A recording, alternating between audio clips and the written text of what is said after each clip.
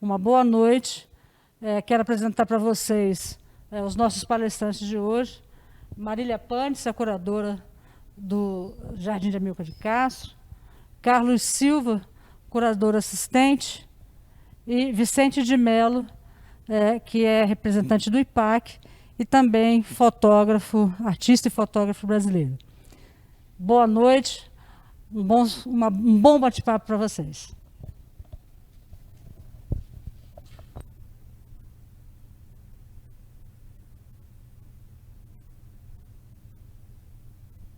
Alô? Ok? Tá. Bom, primeira coisa que eu queria dizer é do prazer de estar aqui com tantas pessoas queridas que vieram aqui conversar com a gente sobre essa. Que para mim, vou dar um nome que parece ter para mim mesmo, essa efeméride. É resultado de um esforço muito grande e de muito tempo de gestação, né? Esse trabalho começa há 6 anos atrás.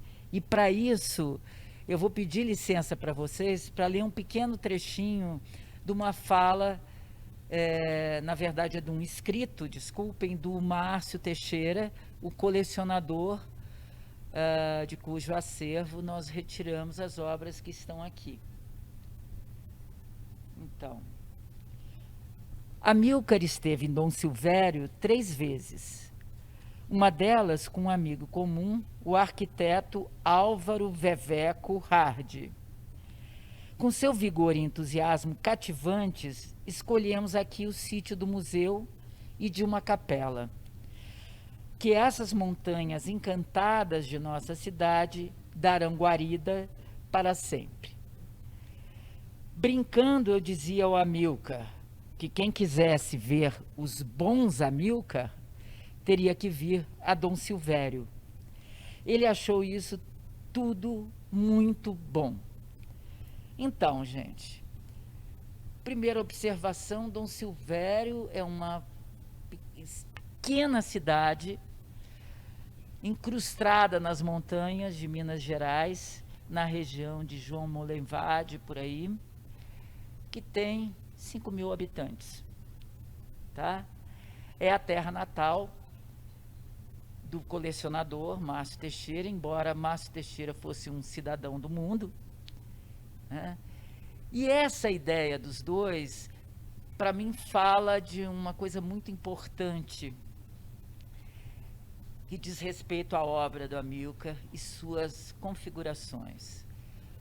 Amilcar estava totalmente ligado à terra de Minas Gerais. E quero dizer também que esse jardim de Amilcar de Castro é uma história entre duas cidades, né? A primeira, a Dom Silvério, de Márcio Teixeira, e visitada e escolhida por Amilcar de Castro, e a outra é Brasília, uma cidade modernista, capital, localizada no meio do Brasil profundo, né? Se a gente pensar nessa trajetória, o nosso projeto começa com uma visita minha e da Dayana a Dom Silvério com o Márcio Teixeira. E ele então passa a nos falar do desejo de poder levar essas obras que já estavam na cidade para fora dela, para uma capital, e é claro que ele, como um morador também de Brasília, queria muito trazer para a capital Brasília. E, na verdade, esse museu que eles pensaram nunca aconteceu, embora já tivesse o nome de Museu de Dom Silvério. Mas a cidade de Dom Silvério, com o tempo, foi se transformando num museu a céu aberto de obras de Amilcar de Castro. E é uma coisa muito interessante se pensar nisso, porque Dom Silvério é uma cidade montanhosa, pequena, uma legítima cidade do interior, do século XIX, mas construída dentro de uma matriz barroca. E é claro que este convívio entre as obras concretas de Amilcar e a cidade barroca faz um movimento, para quem a vê, muito semelhante àquele que é provocado por Brasília nas pessoas do mundo inteiro, especialmente nos arquitetos do mundo, né, Coutinho? Que é essa ideia de uma arquitetura absolutamente modernista, e como essa arquitetura modernista tem lá, dentro de si, uma matriz barroca também. Então, de uma certa forma, o que a gente pode falar é que essa chegada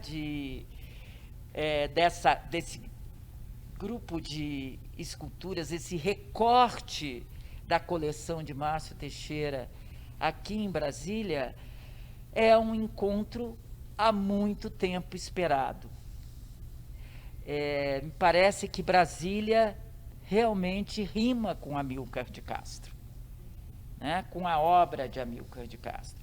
Agora, uma coisa que é interessante é que, e isso é uma discussão que muitos de vocês já devem ter presenciado, inclusive, diz respeito à ausência dos artistas do neoconcretismo nos espaços, nas ruas de Brasília, né, que foram povoadas de obras de arte, já na sua construção, na sua própria concepção, né? Amilcar esteve em Brasília por 5 vezes, quer dizer, esta aqui é a 5ª vez, desculpa, 4 vezes anteriores. A primeira foi no ano 2000, aqui no CCBB, aqui no Centro Cultural Banco do Brasil.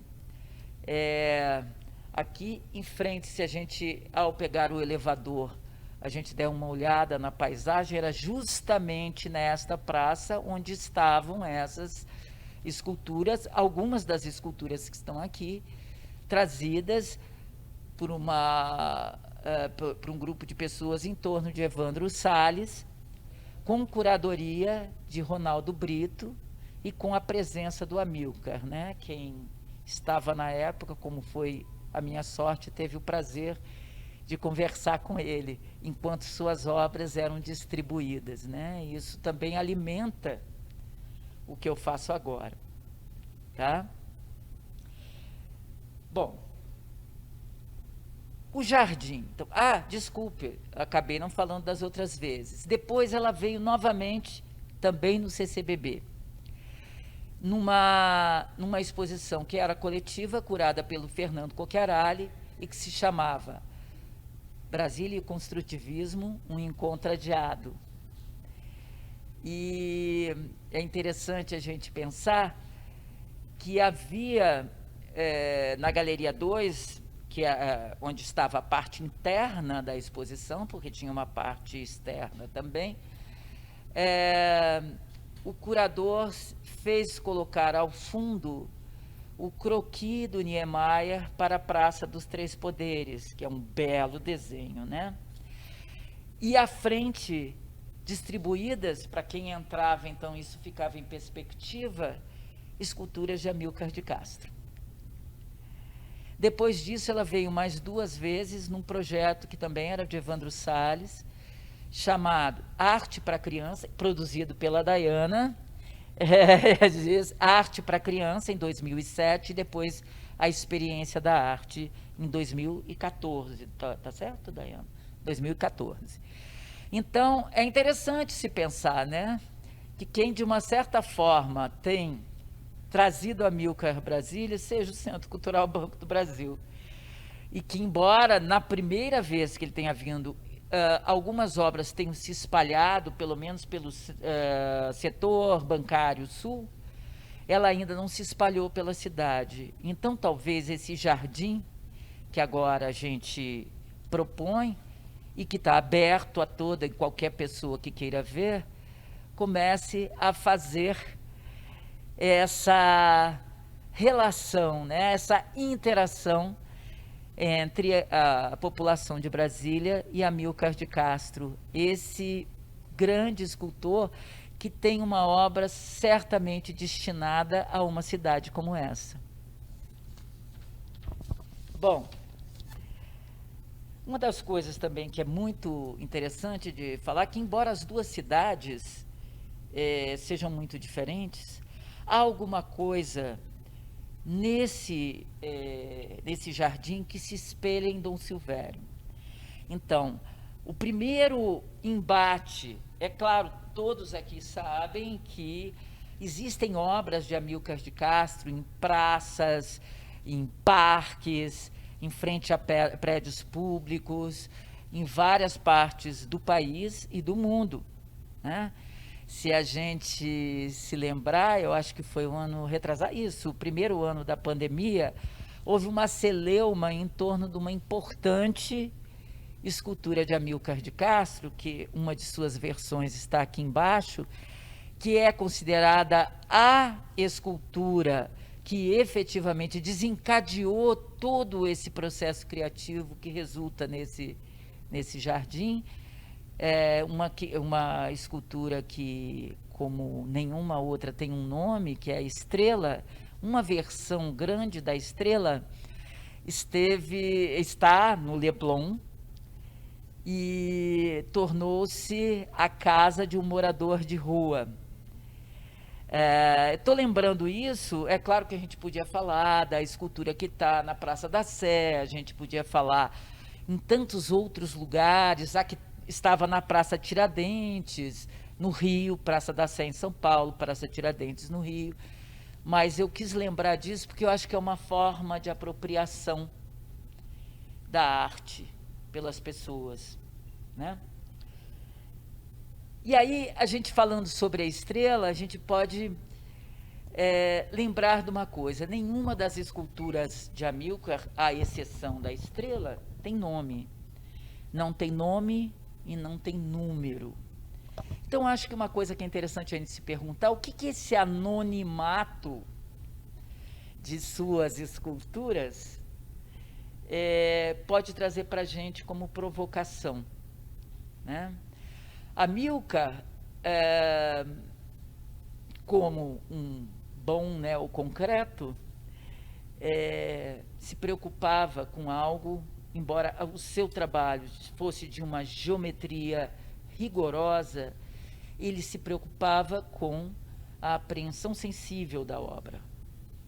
Então, o anonimato, nesse sentido, ou seja, o não dar nome ou não dar número para não criar uma cronologia também na sua obra, tem a ver também com algo que está ligado ao fato de que Amílcar pensava que a apreensão de sua obra devia se dar no momento do embate mesmo, sem narrativa.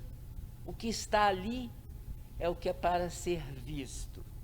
Bom, a gente sabe que ele faz parte de uma série de movimentos mundiais nessa virada dos anos 50 para 60 que exploram essa coisa. Mas eu acho que o Amílcar é muito peculiar nisso, né? Porque há nele um desejo desse embate, de forma que as pessoas se apropriem daquilo que está ali sendo mostrado para ela, né? Agora, eu acho que essa simplicidade, digamos assim, do trabalho implica em uma complexidade enorme ao mesmo tempo, né? Porque, e isso aí, uma exposição como essa, uma possibilidade de embate por grupos de obra, nos dizem muito, né? Por exemplo, você andando pelo jardim, e isso nós mesmos que fomos lá construindo o jardim, fomos nos espantando com isso. É claro que havia um desejo da curadoria, né, das nossas a gente trabalhou com maquete, que é uma coisa que normalmente a gente não trabalha, para poder distribuir as obras e ver como elas ficavam em relação.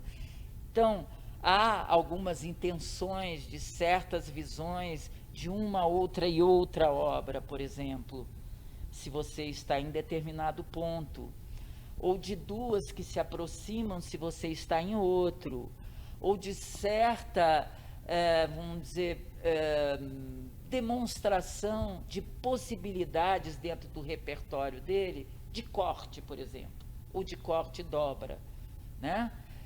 É claro que com isso o que a gente está tentando também é provocar as pessoas, para além desse embate uma a uma, que ele se estabeleça também a partir de de um chamado as pessoas a verem como é possível se identificar certas coisas que o artista tem como reincidentes em sua obra, porque isso é seu repertório, tá? Então, a gente teve essa preocupação, mas é claro que quem vai andar, derivar pelo jardim, vai fazer o seu percurso da forma que melhor lhe aprouver, né? Mas, de qualquer forma, nós temos alguns, e são poucos, totens onde a gente coloca algumas questões e diz assim, olha só, dá uma olhada nisso, né? Vê por aí como é possível, né, se aproximar da obra, né? Agora, a gente tem algo que realmente é muito particular, é que o embate com as obras, diferentemente do embate que se dá normalmente em galeria ou em muitas exposições a céu aberto também, é um embate com obras monumentais. Há as que estão no jardim, é claro que nós temos menores espalhados pelo CCBB, mas as que estão no jardim, todas elas são muito maiores do que a dimensão do humano. Isso aí faz com que se tenha essa ideia do olhar de longe, de perto, e de perto seja quase uma penetração nessa obra, né? Nessa obra que sai de uma chapa plana e ganha o espaço a partir do corte e da dobra, né? Ela tem, e isso é uma grande qualidade do trabalho do Amilcar, apesar dessa dimensão e desse peso que ela tem, ela é absolutamente leve, ela pousa no espaço, tá? Como se estivesse pronta a flutuar novamente, né? Isso é uma coisa muito impressionante. A gente, é claro, tem o privilégio de ter acompanhado a colocação das obras. Quando o guindaste, o Munch, vai colocando ela no lugar, é essa sensação que se tem, como se ela tocasse docemente o chão, né? E, na verdade, se ela for deixada ali, sem as bases, ela penetra o chão, né? Há uma série de esculturas que estão aqui mais perto, já fora do circuito do jardim, mas ainda dentro dele, que são esculturas que foram feitas num período determinado, tá? Quando o Amilcar volta dos Estados Unidos, do tempo de suas bolsas nos Estados Unidos, em 71, a Uzi Minas, que era a siderúrgica com quem ele trabalhava, estava produzindo uma chapa de 12 polegadas. 12 polegadas é 30 centímetros, né? Eu não estou aqui, não tenho o dedo. Isso, Tiguinho. Então, essas são esculturas que são produzidas nesse momento e que elas parecem fazer um contraponto a essa leveza. Elas são monolitos, elas estão no espaço. E a única coisa que realmente retira essa inteireza é que elas são recortadas. E, às vezes, há, inclusive, o espaço negativo. elas, de uma certa forma, se propõem a se pensá-las como partes de algo que é possível montar. Elas, sem dúvida nenhuma, são herdeiras das esculturas de madeira, o Amilcar diria de braúna, não de madeira, essa madeira muito dura, que era com a qual ele trabalhava, e que eram pequenas e, portanto, embora pesadas, passíveis de ser colocadas em posições diferentes, né? Essas que são maiores, elas te dão a possibilidade de imaginar esses deslocamentos, né? Para mim, me parece uma coisa meio assombrosa, porque elas marcam isso, mas, ao mesmo tempo, elas não te permitem. Elas são extremamente pesadas, né? E, por essa razão, porque existiam essas esculturas que têm toda essa leveza de corte e dobra, e essas outras, é que eu fiz questão de trazer os 2 cubos do Amilcar que o Márcio tinha na sua coleção. E esses feitos da chapa mais fina e são ocos. Mas eles são feitos a partir do seguinte princípio: um cubo inteiro é cortado à metade, tá? Esta metade é cortada à metade. E 1/4 é cortada ao meio. São com essas 4 peças que se compõem diferentes configurações desses cubos. Eles estão no centro do jardim. Eu peço a vocês que, passeando, observem isso. E eles podem ter diversas configurações. Essas que nós colocamos, uma delas é uma que já estava no jardim do Márcio Teixeira, e da qual eu gosto muito. E a outra a gente retirou de um dos modelos de madeira pequenos, né? Então, eu acho que também é uma coisa interessante de se ver.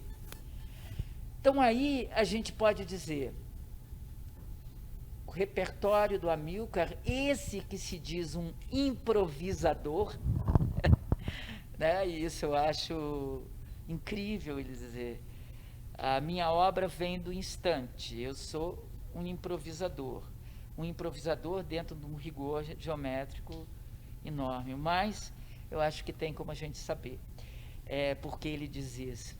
É porque ele parte do desenho, eu não sei se vocês sabem, mas ele foi aluno de Guignard e de Weissmann ainda como escultor figurativo. Ele tem várias falas em que ele diz disso que ele aprendeu com Guignard, que não é estranho a quem já estudou desenho, que é o uso de um grafite muito duro, que não permite arrependimentos, né? Então ele fazia os desenhos, desse desenho ele fazia a dobradura com papel, do papel ele ia para o metal ou para a madeira, né? E desse metal pequeno ia para a grande dimensão. Então, aí sim, o partido do improviso que depois vai se desdobrando. E isso é bonito de se ver, né? Ele tem um repertório básico de quadriláteros e círculos, mas há um momento em que ele começa, nos seus desenhos, a associar 2 sólidos geométricos e puxar os traços. E desses traços ele traz, então, formas irregulares, que serão cortadas e dobradas também. Então, realmente, ele vai desdobrando um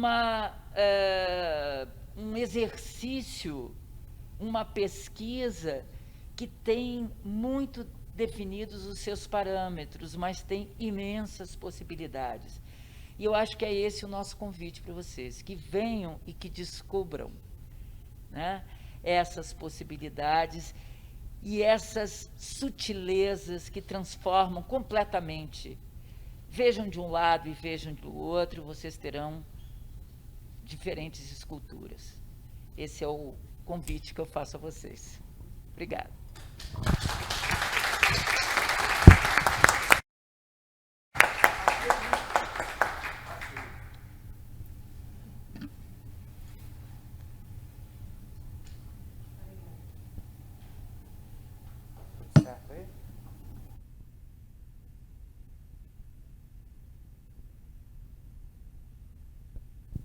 Oi, oi, oi. Tudo certo. Boa noite. Inicialmente agradecido por estar vivo aqui com vocês. Ok. Bom, perdi minha mãe há poucos dias e estou convalescendo o meu luto enquanto as flores brotam no nosso jardim, na nossa vida. Então agradeço a fala da curadoria, ela facilita bastante a minha função aqui como assistente de curadoria. E uma delas é pensar o conjunto instalado no Centro Cultural como um grande campo de imersão e de deriva. Essas duas concepções são concepções fundamentalmente importantes para mim, não só para mim, para uma gigantesca legião de artistas e de pensadores que pensam a arte contemporânea a partir dessas duas inscrições obrigatoriamente sinestésicas.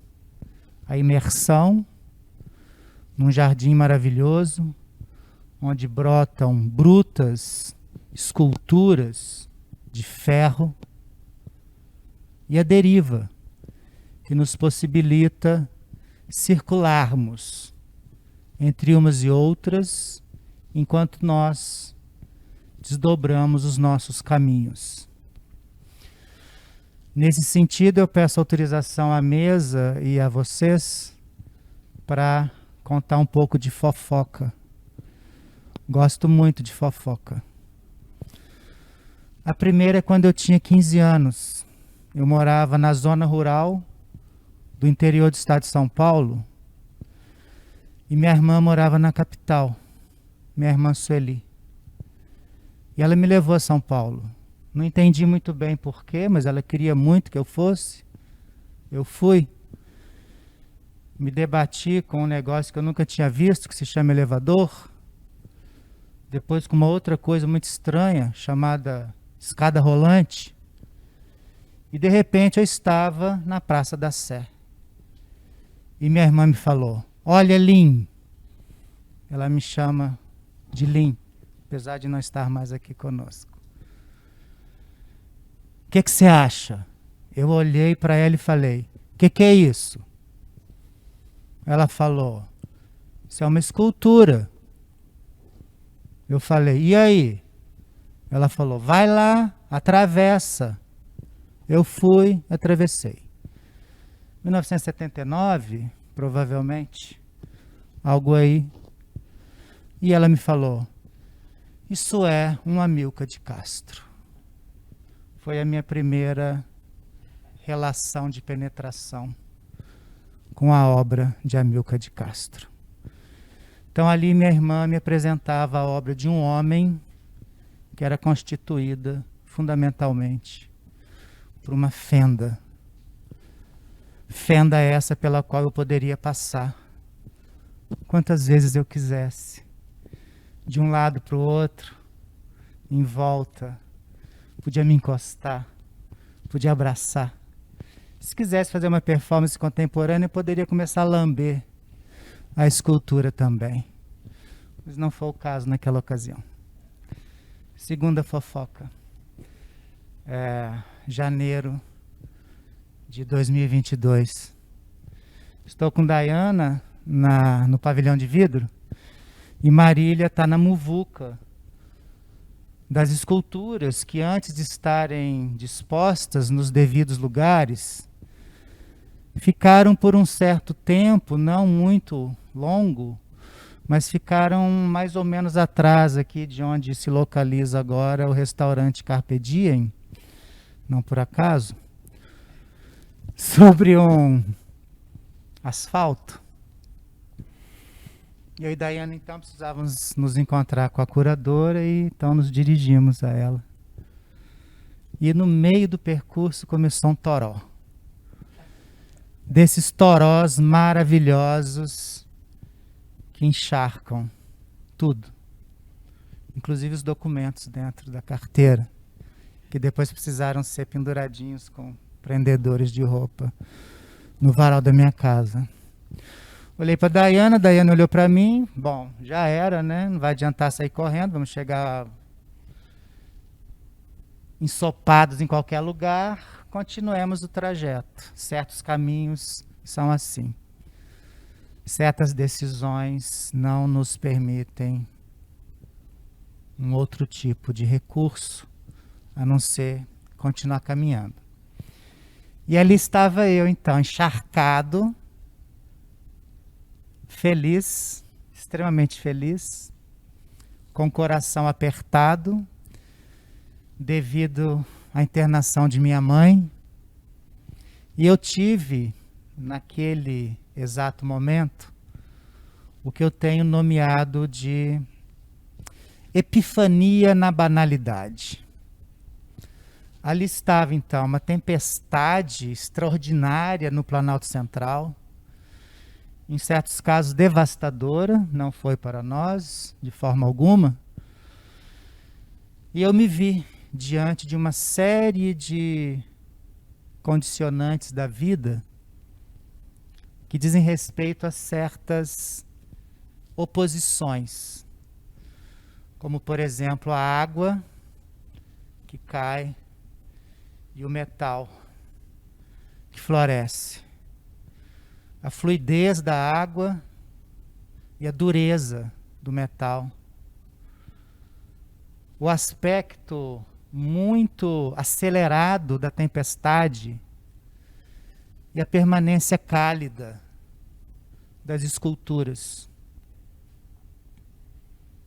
Parecia um princípio de felicidade muito particular, muito específico, proporcionado, de certa maneira, pela confusão na qual as obras estavam dispostas. Parecia um campo minado, de alguma maneira, por potências impossíveis de serem contidas. Algumas das esculturas que são feitas, por exemplo, com a estratégia de deslocamento, a Milka trabalha basicamente com 4 estratégias: corte, dobra, deslocamento e retirada. Então, algumas dessas obras são feitas de 2 partes, uma sobreposta à outra. Elas não estavam assim lá. Um pedaço estava aqui, outro pedaço estava lá. Algumas dessas obras haviam acabado de serem retiradas de um caminhão. Então elas tinham adereços esquisitos, com nomes extraordinários, como, por exemplo, cachorro.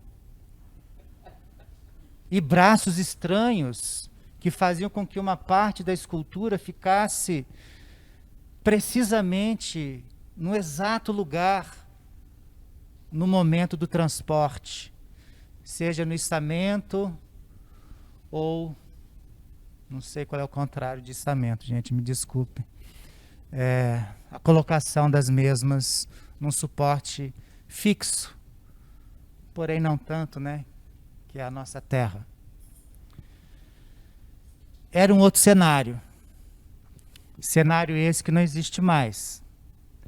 Então, ali naquele lugar muito específico, ao lado dessas 2 pessoas maravilhosas, que constituem minha vida de maneira inequívoca, eu estava tendo um piripaco.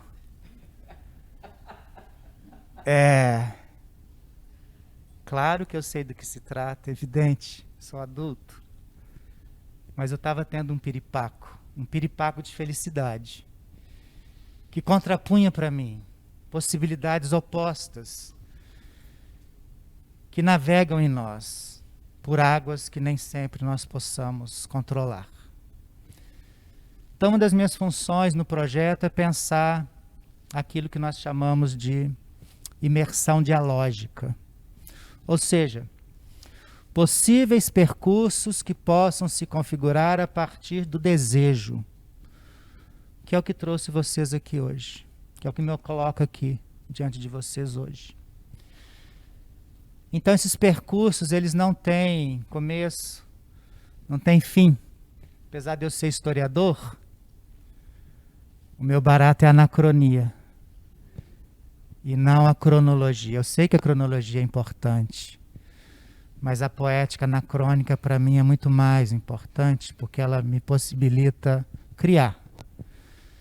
E dentro do meu espaço de trabalho, que nesse caso em particular é assistência curatorial, a minha criação vai muito na direção de uma imersão indeterminada nessas duas grandes características do ser humano contemporâneo: imergir e derivar. Talvez a partir daí, pela presença das estratégias construtivas que o nosso querido, amado escultor nos legou, talvez a partir então de certos princípios básicos que possam nortear nossas determinações subjetivas, que a gente possa então juntos, de preferência, é sempre mais gostoso, cortar, dobrar, deslocar e, quando necessário, retirar. Muito agradecido.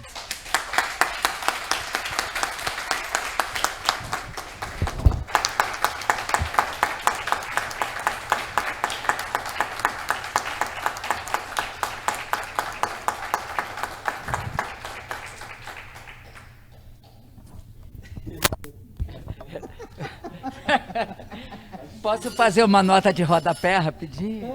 Gente, nota de rodapé. Aquela escultura penetrável estava ali no meio da confusão, tá? Aquela.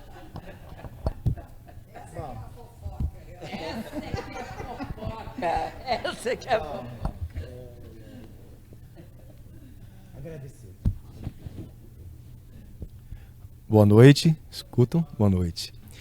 Sou Vicente de Mello, fotógrafo, faço parte da equipe do Cabra, do IPAC, e esse desafio do Jardim de Amilcar de Castro foi levado a mim desde 2016, quando visitei Dom Silvério, para documentar com uma câmera de bolso as obras no trajeto que o Márcio Teixeira criou, numa estrada, acesso à cidade, uma outra estrada pequena também de acesso, a casa dele que tem esse pomar de pedra e peças de obras e esculturas, e um terreno que ele planificou, um terreno baldio, criou um assentamento de pedrinhas e colocou os portais. Foi em 2016, que era o primeiro embrião do projeto, documentar, ter essa situação visual, para poder trazer a Dayana, a Marília, que depois seguiram essa viagem também.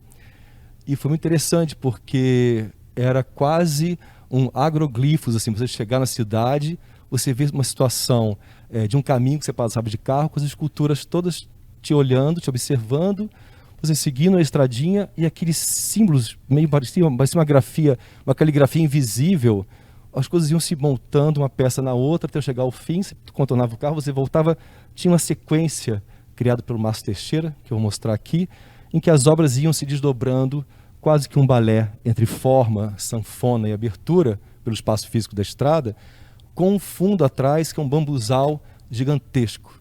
Uma parede verde, que dava o contraponto, dava o fundo, e nessa estrada você via sempre uma face da peça, mas a face que, junto com a outra face, quase uma caligrafia sinuosa acontecia.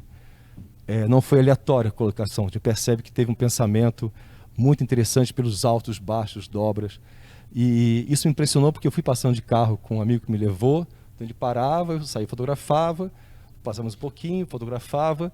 Quando você pega na máquina e faz a sequência, era um filme, era uma fitinha passando em 24 quadros por segundo.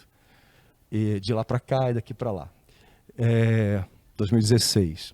Chegamos em 2021, combinamos então a comissão da Dayana e da Marília, que eu fizesse então um certo compêndio imagético, quase uma iconografia desse momento de Dom Silvério, com as obras de Amilcar. O processo depois de chegada até aqui, não o transporte, mas a chegada até o Banco do Brasil, que é o Jardim das Mudas, como diz o Lin e a Marília, que ficou aqui próximo.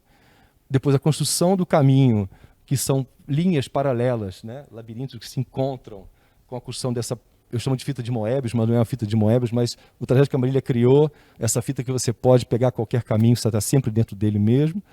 Então, essa construção do caminho e depois, logicamente, uma pequena mostra do conceito que a Marília me passou junto com a Dayana, de que as peças se intercalam, tem visões muito próximas de uma com a outra, que você vai criando novas imagens em relação a Amilcar. As dobras de uma com a outra é quase um terceiro Amilcar hipotético. E o jardim todo, que vai criando essa situação de quase um pomar também, essas pequenas peças de aço de 30 centímetros. Então, a situação toda que fui fotografando na sequência depois, era criar depois, não fotografei finalmente por causa da questão da grama, vou fazer outro ensaio, mas um pré-ensaio que não concorre com o original, mas que leva um ponto, como a Maria falou em vários momentos, como é que essa interlocução entre o prédio do Niemeyer, o jardim e as relações entre elas.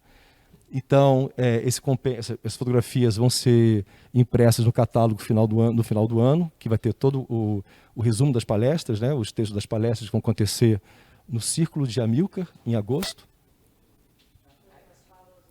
Novas falas, outras falas, outros olhares, que vai ser em agosto desse ano, um ciclo de palestras. Vão ilustrar esse processo de Dom Silvério, Banco do Brasil, e o Dom Silvério, que está aqui, Banco do Brasil. Vamos ver então.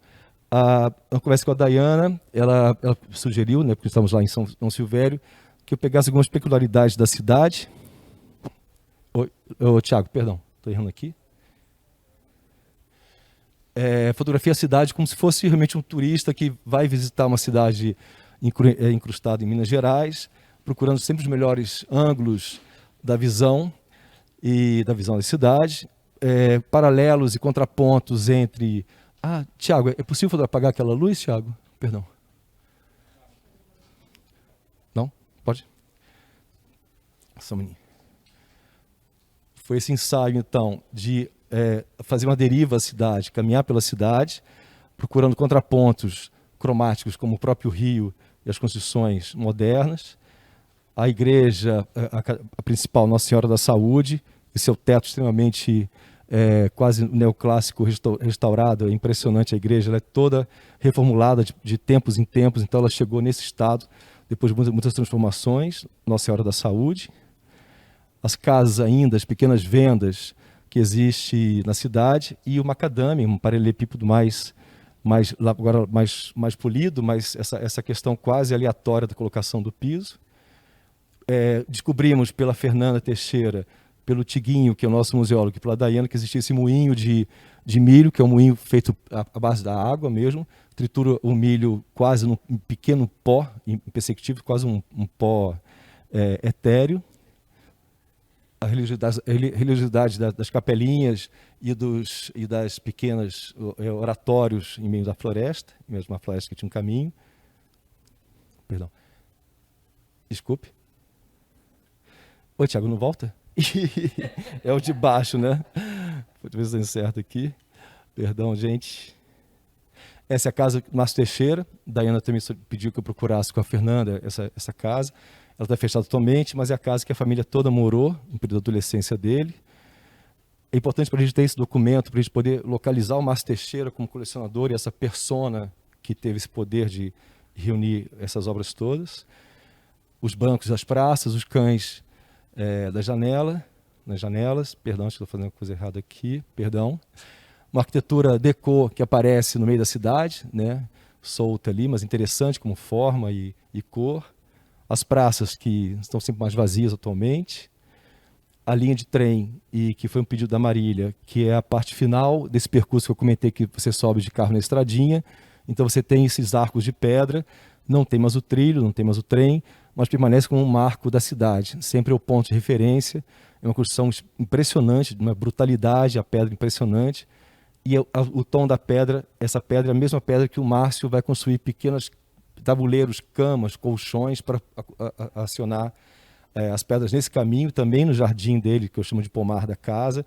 Tem o mesmo tom ferroso da pedra. E aí começamos essa chegada na cidade. As primeiras obras, né, Marília, de espessura de 30 centímetros, elas fazem esse contraponto com as casas atrás, também geométricas. e casas muito simples, e elas iam meio pontuando, como se fosse a migalhinha do João e Maria que foi botando para você acompanhar o caminho para chegar até seu destino. Então ele criou as peças nesse contraponto. Vou passar mais uma foto que você vê mais outra. Olha só, as casas, as peças, elas vão vão fazendo esse caminho. Perdão, fazendo besteira de novo. Tá bom, eu queria mostrar a primeira, perdão. Lá. Então, tem 1, 2, 3 e a 4 lá embaixo. Então, é um trajeto que essas peças te davam como uma sinalização para você chegar no espaço que seria a estrada onde as peças vão se posicionar nessa fita que eu lhe comentei. E começa aqui. Então, descendo essa pequena ladeira das peças mais sólidas, para a esquerda, subindo uma estradinha sinuosa, começa o desenho do Márcio Teixeira. A primeira peça está ali embaixo, naquela balaustrada, segue as geometrias, olha a pedra de novo, a pedra seguindo esse tapete, né? Algumas vezes colchãozinho para as obras, o outro ângulo subindo. Como tinha esse paredão verde, para um fotógrafo de obras de arte, é sempre bom você girar o tridimensional para você dar outras perspectivas. Nesse caso, foi sempre frontal e pequenas laterais, dando essa caligrafia, como eu comentei com vocês, que eu percebi na primeira vez. Tudo tem uma visão de passar, quase visão minimalista. Você passa e vai vendo todos de uma maneira e volta a vê-las da maneira de novo. Você não tem essa interlocução com o verso. Não sei se teria verso, né, Maria? Mas interlocução com o outro lado. Está molhadinho porque passamos um período de chuva muito intenso, nesse período da exposição, da documentação. Então, subimos. Veja como uma posição, vou voltar àquela outra. Como a posição das obras se dobram, começa a ficar em pé e começa a seguir o caminho da estrada.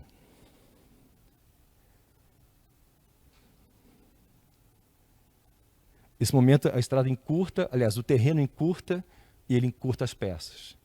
Ele coloca as peças mais finas. Aí tem um pequeno largo entre essa incrível, que eu fiz 3 sequências para mostrar como uma visão que você passa de automóvel, né? Esse frame mais rápido.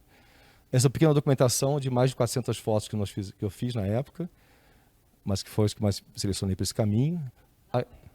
Oi? 1.400 fotos, que eu chego nesse patamar. 400 finais. De novo, a estrada, ela faz um estreito, olha só, estreita tanto que ele aproveita e a peça também se encolhe. É impressionante o caminho, você não, que parece que as peças vêm monumentais, elas fazem uma sanfoninha e abrem de novo. Aí, vamos abrir outra vez o caminho. Olha lá, olha que linda essa situação, com todas reunidas. Lá já é a última peça e ele vai seguindo.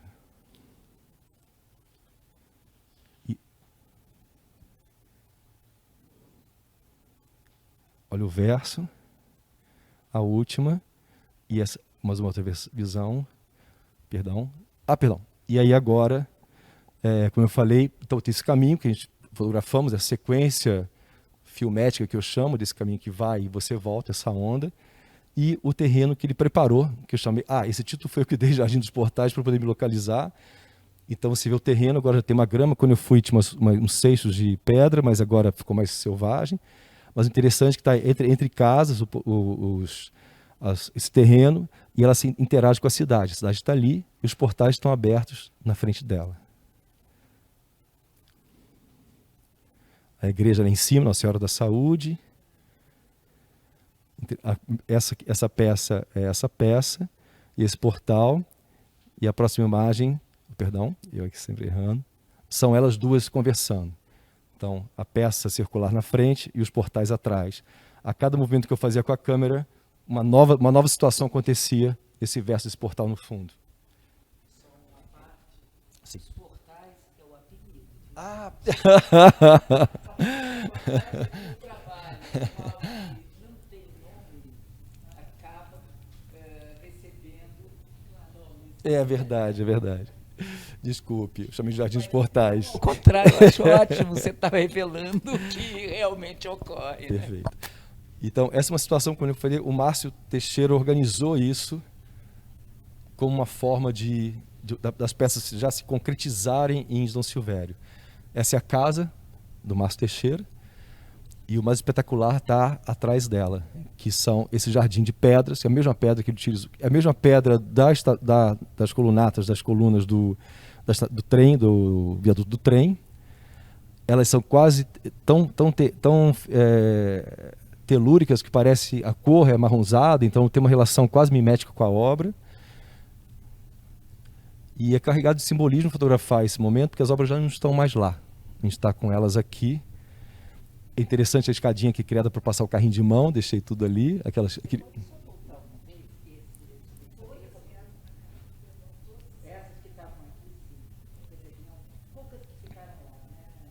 Tá. Sim, Maria. Aí estão os cubos que eu estava falando, os que são como chama? Ocos, obrigada. Os que são ocos. E essa configuração desse, por exemplo, vocês não vão achar, vão achar uma outra configuração. É só para vocês verem que é possível montar de várias formas. Perdão.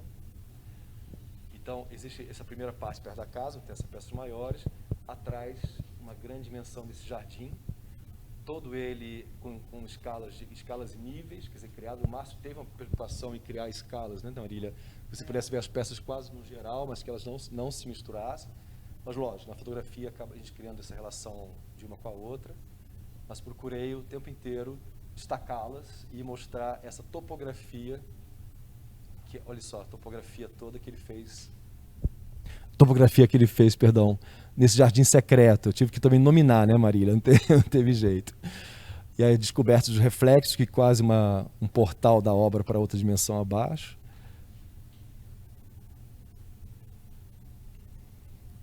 A escala é fenomenal desse jardim, porque ele vai subindo, e as peças vão... É quase um pomar. Tem uma colocação, tem uma posição de cada planta desse pomar, cada árvore frutífera, que elas acabam se relacionando e conversam lindamente entre elas, né? Esse é um detalhe de uma passagem da escada. As obras de descanso, em homenagem ao Lin, a Marília e a Dayana molhados pela chuva. Que aí se encontra uma outra visão das obras agrupadas, quase esse momento de uma epifania, de ver todas elas reunidas nesse descanso, à espera de chegar no jardim. A colocação. Como diz o Lindinho, as peças todas aqui no chão são partes separadas, são todas realmente num hiato, né, Lin? E elas vão se agrupando e conversando uma com a outra pela primeira vez nesse conjunto. E aí sempre a fotografia acaba dando essa revisão, né? Essa transvisão da escultura nesse caso. As sombras projetadas pelo sol, que rebatem ela duplamente. A assinatura, em alto contraste pelo sol também.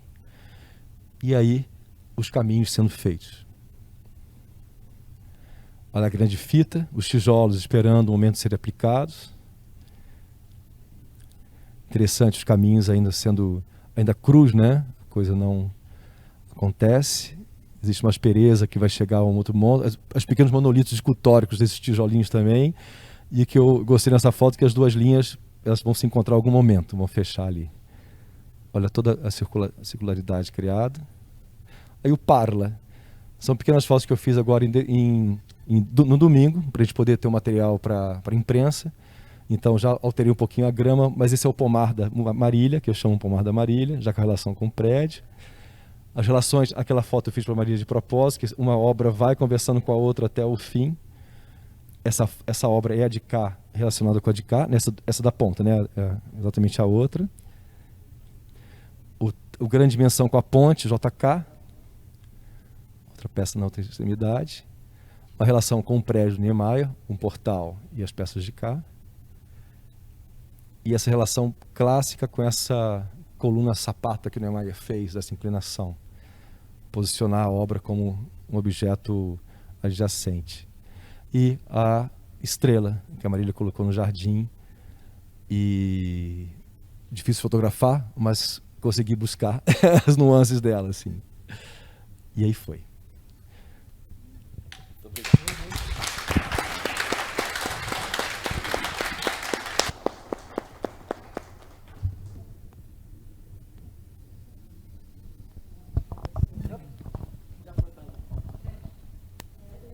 um bate-papo. Nós abrimos agora para as questões de vocês.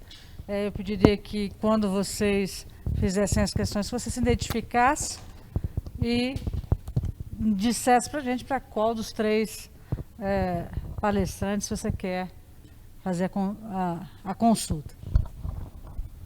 Vamos lá? A Áurea está ali atrás. Você quer falar, Liz? Não, você levantou. Tão condensadinho que eu acho, sabe?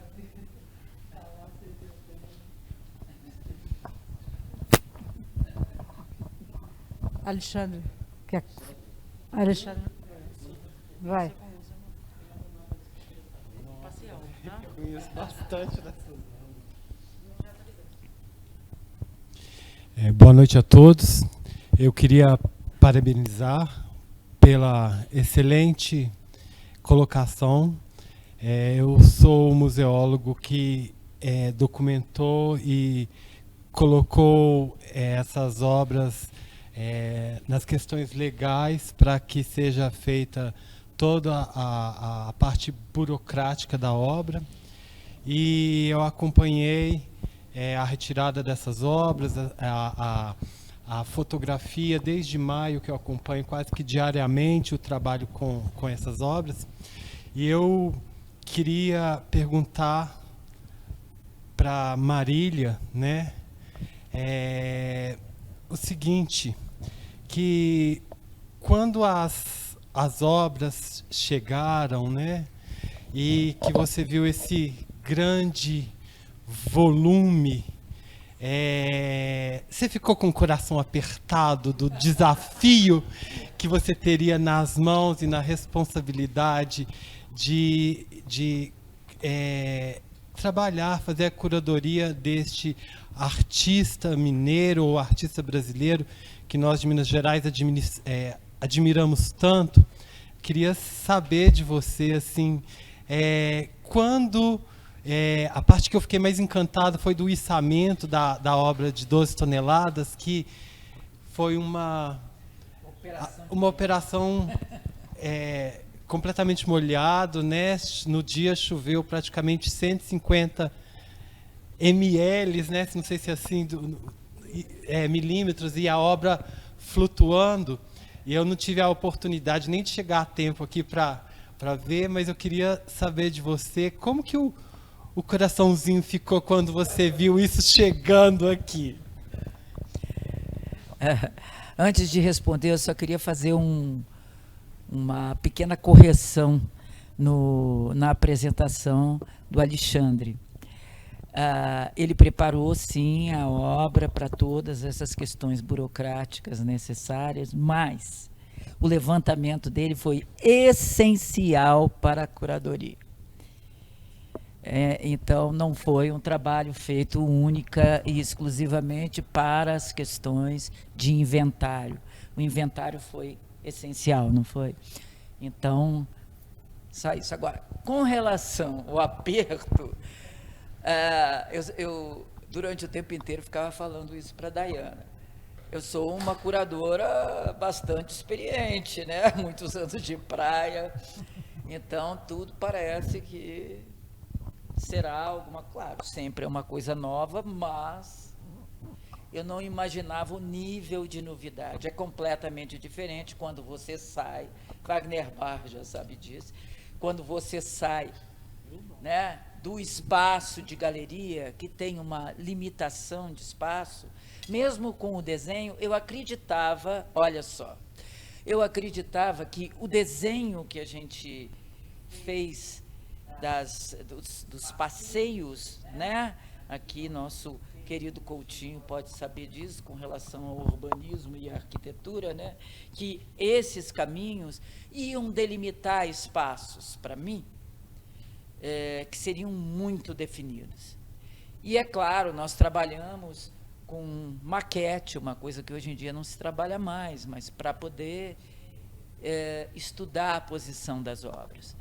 Quando chega na hora e o espaço está lá já com o seu caminho, mas vazio, e você começa a preencher o espaço, o bicho pega. E eu disse assim, eu sou uma total iniciante.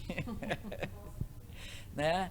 Foi muito bonito o processo, mas foi um processo tenso, sem dúvida nenhuma. Além do que, tinha toda essa coisa, né? Os guindastes, você lembrou lá da grandona lá da entrada, né? Era um trampo para botar no lugar. E aquelas pessoas trabalhando com um afinco e fazendo uma força sobre-humana. Como é que você pode errar a posição de ser, não, levanta de novo e faz de novo, porque está tudo errado? Não dá. Né? Então, realmente foi muito interessante, mas, ao mesmo tempo, sim, foi muito tenso. Apertou o coração mesmo. Numa das vezes que apertou, inclusive, eu fui salva, que apertou realmente. Fui eu que tive como é que você chamou? Siricutico? Piripaque. Foi o chefe do pessoal que levantava os cristianos, grande cristiano, que me salvou. Isso é só a minha parte da fofoca. Mas realmente é outra história. Ô Marília, como é que essas obras são de Dom Silvério? Pelo menos as 5.000 pessoas que moram lá, não é, acreditam nisso. Como é que elas reagiram com a saída dessas obras de lá? Elas acham que as obras vão voltar, que isso é só um tempinho e que vai voltar tudo para lá? Como é que elas reagiram a perder o seu patrimônio? Passar essa resposta para a Dayana, que acompanhou essa operação toda, que vai poder responder muito melhor que eu. Bom, o Márcio Teixeira, ao instalar essas obras em Dom Silvério, essas obras ficaram em Dom Silvério há muito tempo, elas estão instaladas em Dom Silvério. E sempre houve, para a cidade, tanto para a população da cidade, quanto com a própria administração da cidade, com a prefeitura da cidade, uma espécie de acordo tácito de que as obras entravam e saíam à medida que fossem acontecendo essas exposições. Não foi a primeira vez que as obras deixaram a cidade, elas haviam saído em outras situações, em outras exposições que ocorreram desde que elas chegam, nos anos 2000, em Dom Silvério.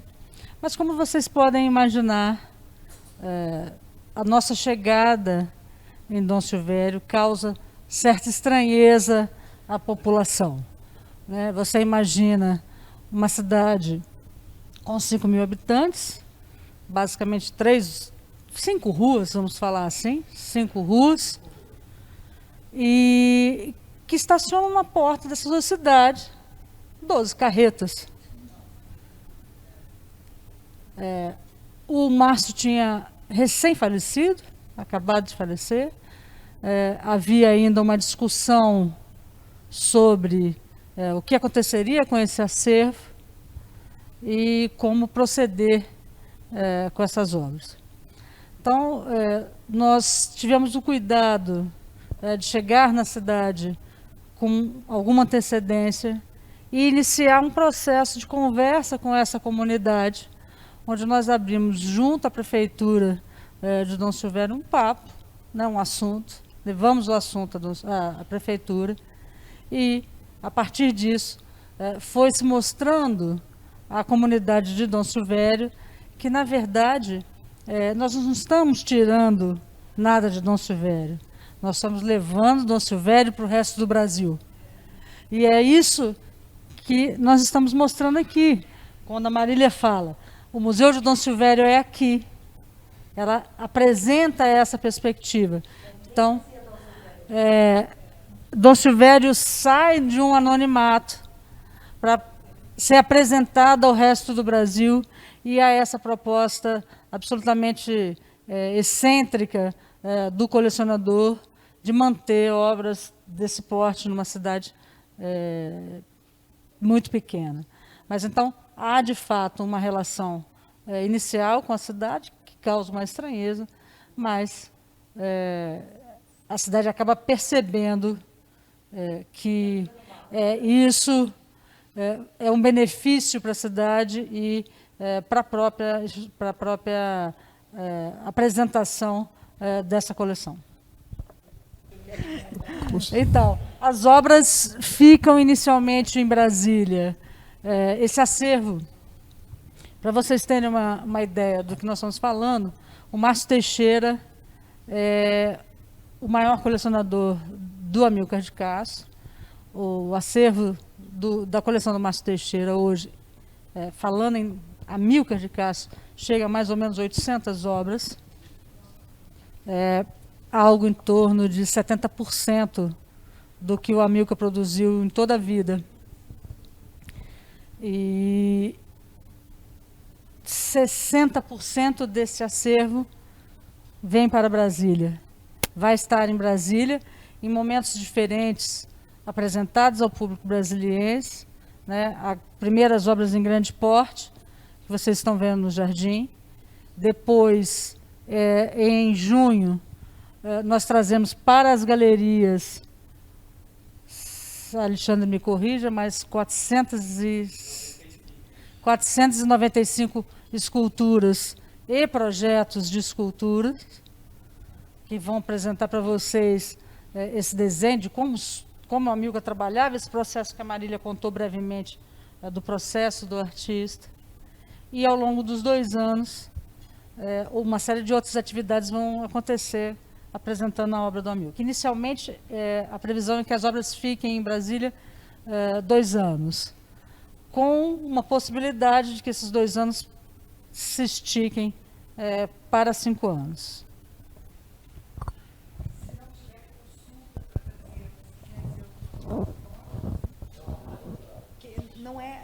Eu não consigo fazer consulta porque eu penso depois, é uma posteriori, na hora que eu vou escrever que eu penso, eu estou emocionada, só isso que eu posso dizer para vocês.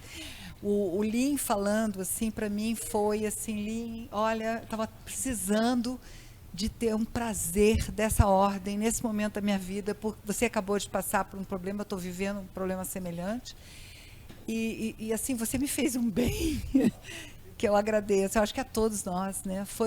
Você juntou, né, uma percepção, uma poética, uma filosofia, uma coisa como aqueles teus comentários das flores, assim, né?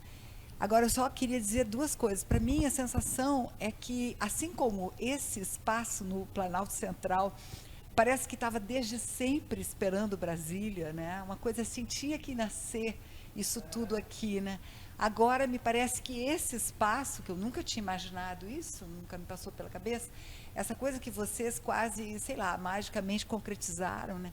Parece que esse espaço sempre teve esperando esse jardim do Amilcar, né? E vocês têm essa honra, esse privilégio tiveram, né? De fazer essa transposição, né, desse material que é tão pesado e que, de repente, é quase um elemento de transcendência, né? Porque a gente, de repente, vê nesse momento do Brasil, vivendo esses horrores todos, a gente vê ser possível isso, que é de uma dificuldade incrível, são 6 anos, é toda uma transposição de uma coisa pública, de um espaço do interior, que de repente vem para a capital, quer dizer, uma viagem, aquilo que você falou tão bonito, né, da imersão, né, era a imersão e a deriva, né, olha que maravilha, de repente se concretizou aqui, então é só para dizer muito obrigada, muito legal.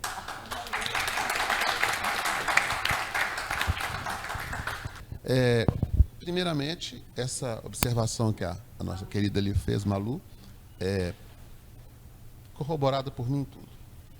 Prazer, uma alegria. E esse espaço, com certeza absoluta, devia estar esperando as esculturas do Amilcar. Agora, eu queria perguntar para o Vicente o seguinte. Nós sabemos que olhar para uma obra de arte, em cada lugar ela tem a sua beleza e a sua imagem refletida no na nossa ótica. Qual o sentimento que você teve ao fotografá-las em Dom Silvério e como esse sentimento se modificou ao chegar no Jardim das Esculturas? Obrigado. Perfeito. Perdão, Tiago, tá ligado aqui, Tiago? Tá. Obrigado pela pergunta. O processo em Dom Silvério, ele foi muito ele teve uma aspereza e uma afetividade muito grande. A primeira equipe estava toda reunida, cada um com sua função na cidade, esse momento do transporte, da catalogação final. E eu tive esse momento da deriva, sozinho. Então, Silvério, Fernanda Teixeira me ajudou em alguns momentos. Inteira a mochila, a câmera, a chuva, as 800, porque a luz estava muito baixa. Então, eu tive que fazer truques, né, óticos ali. E esse movimento de subir, descer, ladeirinha, procurar o ângulo, esperar o carro passar.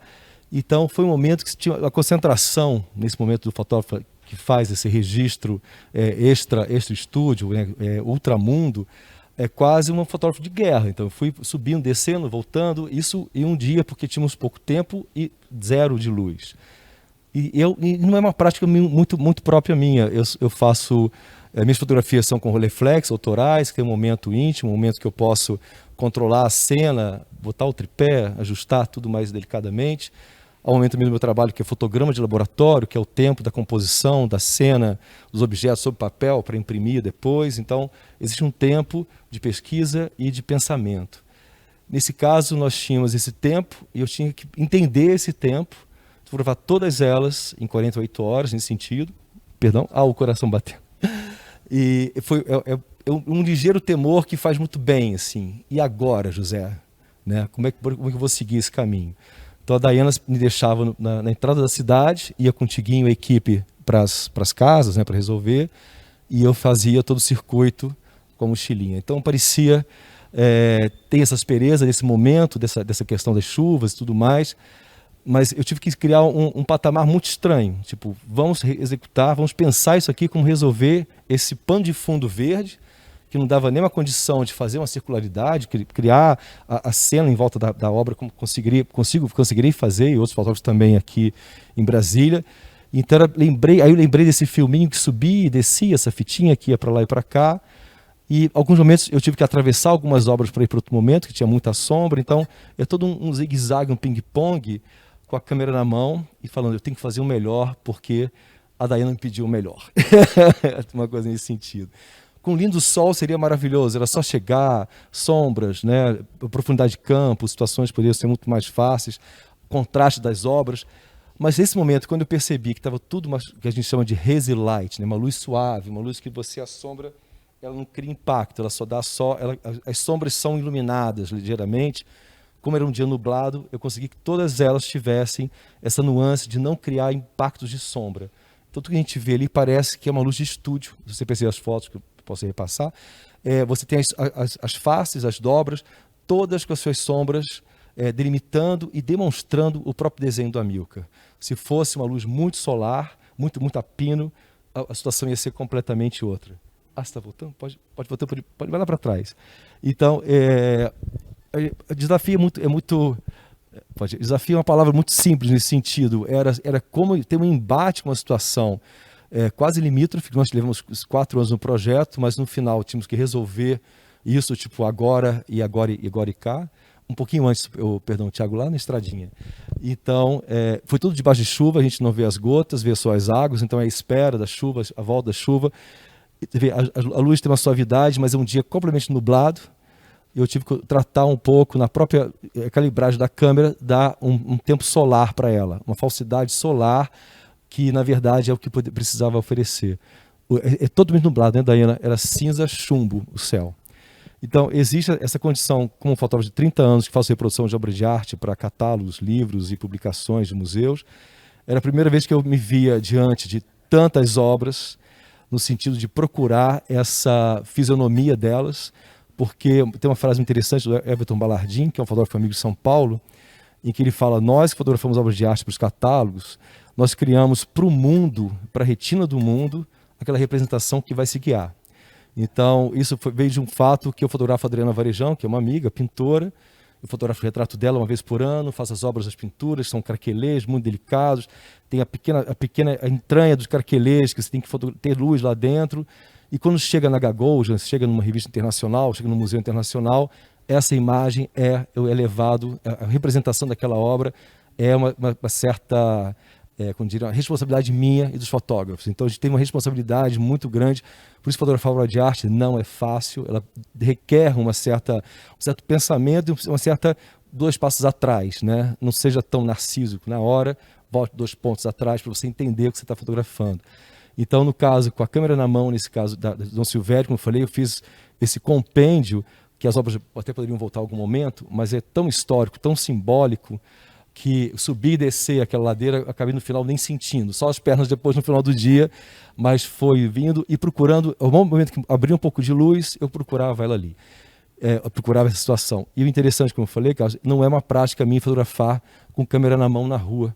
Então foi a primeira vez que eu tive, aos 54 anos, essa experiência, assim, de chegar e parou um pouquinho de chuva, vou lá na casa, fotografar o jardim, choveu, então vou lá para outro canto que não tem chuva. Então o tempo inteiro ficava andando, ping-pong, e todos nós estávamos nesse processo em Dom Silvério. Foi uma experiência antropológica, no sentido de como a Amilcar poderia chegar a mim, eu fotografar a Amilcar numa face só, eu sempre tento levantar essa questão, porque esse bambuzal era o meu contraponto, né? Mas a face do Amilcar, para essa frontalidade, para esse caminho, como resolver esses ângulos. Então eu fui pegando toda uma questão, quase Muybridge, né? Todo movimento que eu pudesse ter, como aquela sequência. Ô Thiago, posso mexer aqui? Em que eu deixei de propósito. Epa, eu nunca sei nada de Jesus Cristo, eu não sei nada aqui. Ai, meu Deus. Que eu fiz proposital para mostrar a vocês. Que eu tenho, então, todas as obras que eu fotografei, por isso que foram 48 horas, tem esses ângulos todos. Então, é o carrinho que passa, é o filminho que passa. Então, você vê várias posições, todas elas estão assim. Só fiz um pupurri aqui para apresentação. Então, essa situação de sempre pegar a calçada, o meio-fio, a estrutura que ele criou, e não angular milagrosamente alguma situação do Amilcar. Era registrar de uma maneira mais clara o que o Márcio Teixeira deixou na cidade, e mais claro quando a Diana e a Maria me pediram, que era um registro de uma questão agora, né, um registro fundamental para a gente entender esse processo todo até chegar ao jardim da Marília aqui, né, no CCBB. E sem fotografar na chuva e tampando. Um ato de guerra, mas foi uma delícia, uma guerra deliciosa. E muito obrigado a você.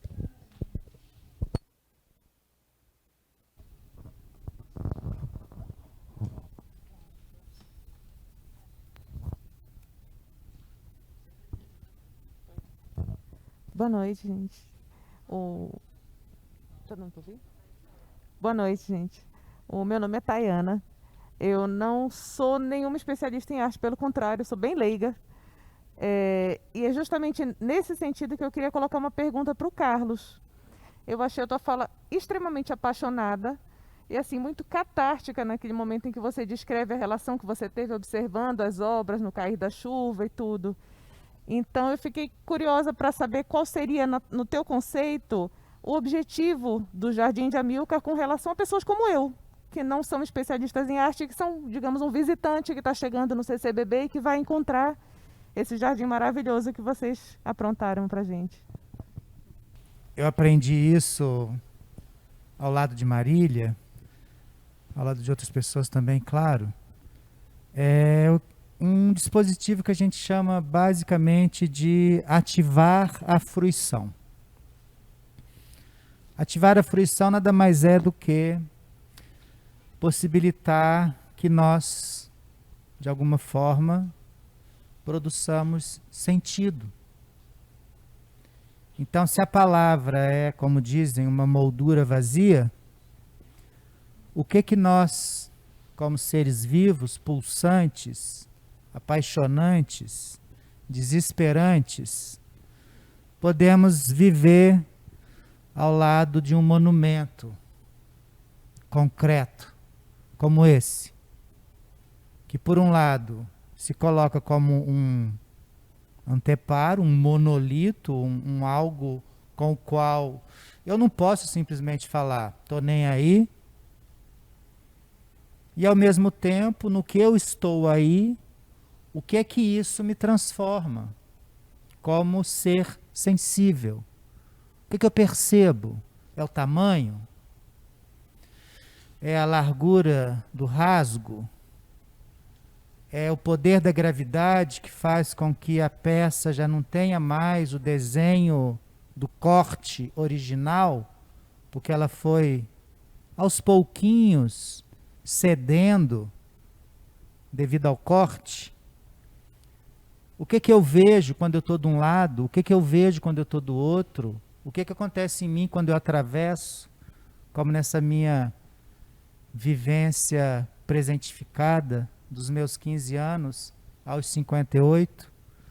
Então, de certa forma, o que nós queremos com isso é que nós sejamos felizes a partir de um dispositivo muito simples, que é o estar aqui agora no pulsar do fluxo. É isso.